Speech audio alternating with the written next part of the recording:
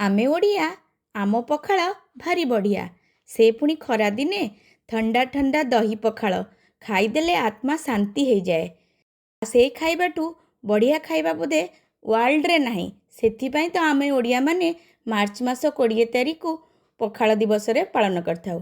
सेथिपाई आज बना हैतिला पखाळ संग को मुसमुसिया कखारू फूल भजा, लिंबकड़ भजा, आउ ता संगरे बड़ी चूरा, आलू पोड़ार चोखा, ता संगरे पड़ीथिला किछि रसुण सोरिष तेल, साग भजा, ता संग को पुणी कलरा भजा, ओफ पोटल भजा भी कौन न लागुथिला।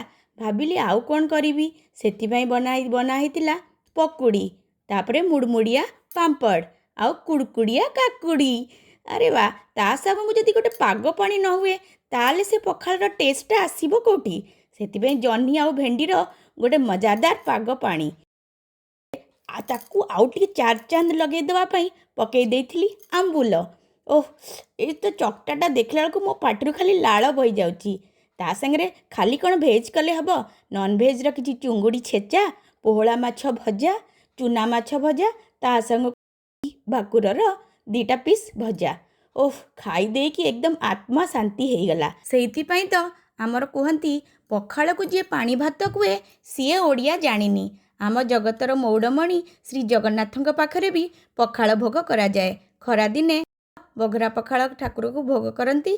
आउ सेथिपाई आमे पखाळ खाई निजको गर्व अनुभव करिथाउ। सेइथिपाई तो कहू आमे ओडिया आम पखाळ भारी बढ़िया।